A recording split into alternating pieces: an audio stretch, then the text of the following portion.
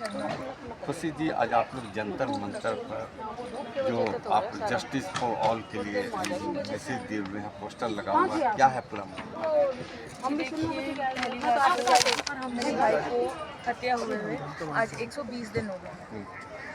ना उसकी जांच की गई है, ना कोई ये हुआ है कि क्या कहते हैं एफआईआर कर रहा है, मतलब किसी ने कुछ भी नहीं करा है।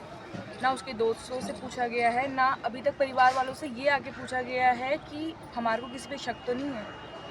सिर्फ यही चल रहा है कि ये कहते हैं एफआईआर होनी चाहिए दिल्ली से या फिर यूपी से, और अभी तक यही चल रहा है। 120 दिन हो गए हैं, अभी तक यही चल रहा है। जिसकी हत्या हुई है उसका क्या नाम है, उम्र क्या है, क्या करता था? मेरा भाई हर्ष था, वो शारदा यूनिवर्सिटी में पढ़ता था और बस पढ़ता था और कुछ नहीं करता। तो ये कहाँ पर हत्या हुई है? हमें यही नहीं पता कि हत्या कहाँ हुई है, हमें यही नहीं पता हत्या का टाइम क्या है। अभी तक उसकी विसरा रिपोर्ट नहीं आई है। सब कहते हैं कि 90 दिन में आ जाती है विसरा रिपोर्ट, और आज 120 दिन हो गए हैं। किसी ने कुछ नहीं बताया हमारे को कि क्या हुआ। आपको जो पुलिस का कॉल आया था, कौन से पुलिस का कॉल आया था, आप कहाँ गए थे? हमें किसी पुलिस का फ़ोन ही नहीं आया था। अच्छा। मैं बताती हूँ कि ये बात है 3 दिसंबर की। शाम के समय क्या हुआ कि मेरा भाई आया नहीं, और वो हमेशा 4 बजे अपने घर पर होता था। तो जब वो आया नहीं तो हम सारे के सारे हमें लगा कि क्या हो गया, मतलब आज तक ऐसा कभी नहीं हुआ कि उसने मेरा फ़ोन नहीं उठाया। हम सब ने कम से कम 1000 फ़ोन करे होंगे उस दिन से।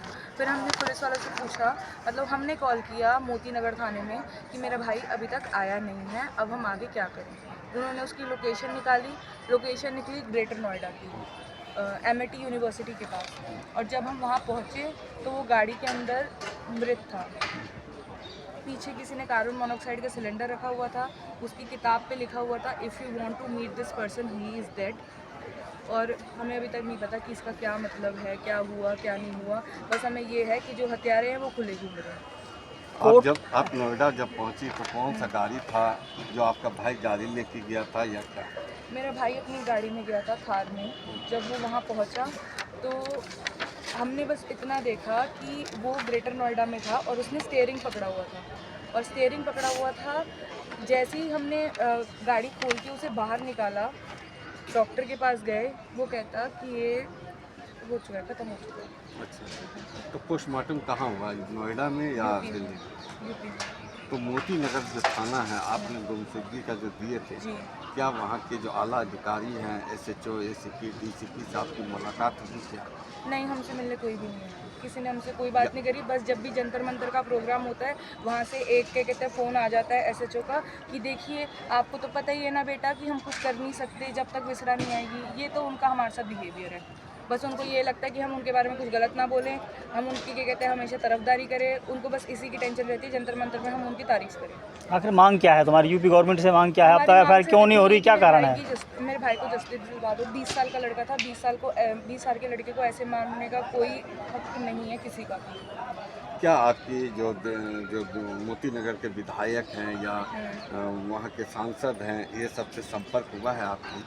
देखिए, हमने जिससे हम कर सकते थे, कोर्ट में केस चल रहा है, हमने हर चीज़ करी है अपने से। लेकिन अब वही बात है ना कि वो पता नहीं क्या छुपा रहे हैं। ऐसी कौन सी बात है जो हमें नहीं बताना चाहते।